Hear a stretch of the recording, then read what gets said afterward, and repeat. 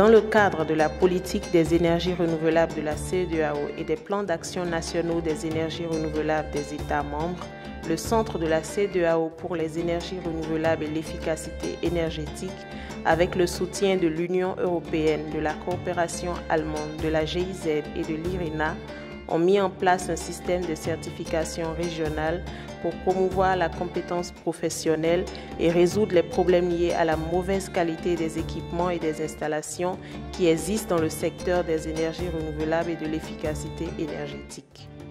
Le programme résout le problème de qualité par l'établissement et l'application des normes.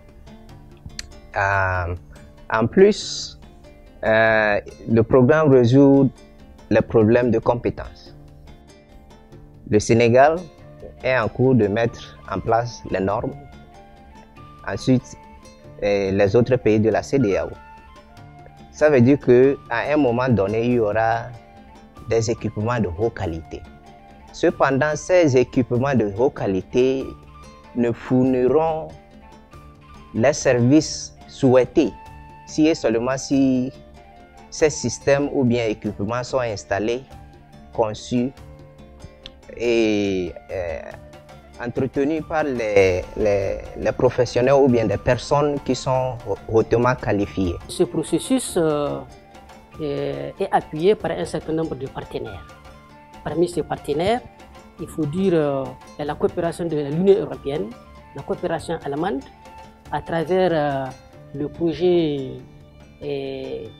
amélioration de la gouvernance du secteur des énergies et de l'efficacité énergétique. En plus de ça, il y a aussi IRENA qui participe à la mise en œuvre de ce processus-là. Et à cela, il faut ajouter aussi les différents centres d'examen et de formation qui se trouvent au niveau de chaque pays membre de la CEDEAO. Dans le cadre de ce processus de certification, aussi à travers ce projet à Gosséré, il faut dire que l'ECRI et la GIZ ont mis en place une bourse pour les filles afin de les encourager effectivement à pouvoir postuler à l'examen et avoir effectivement la possibilité d'avoir ce certificat leur permettant effectivement de poursuivre leur activité professionnelle d'installation avec certitude.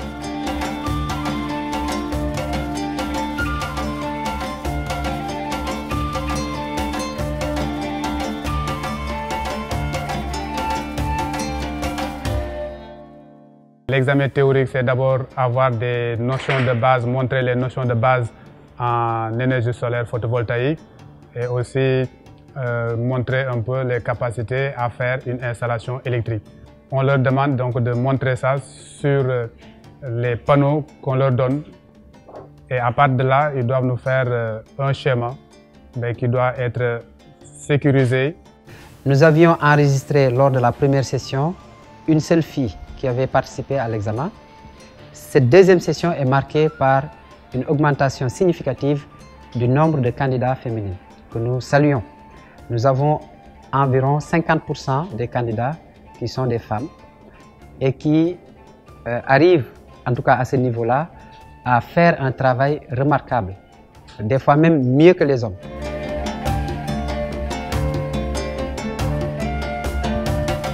Maintenant, je vais d'abord raccorder et vérifier laquelle des câbles représente le câble qui est connecté à ma poste. Il y en a 4 fils qui représentent les 4 postes.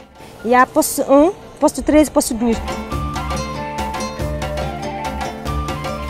Maintenant, lors du raccordement, je dois mettre mon disjoncteur technique en mode off. C'est-à-dire, le courant ne passe pas. Là, c'est la borne négative. Régulateur. Maintenant, avec mon pince ampermétrique, j'ai la possibilité de mesurer l'intensité de charge de 2,5 ampères. Là aussi, j'ai pas 2,5. C'est bon. Bon, on va mettre la lampe. OK.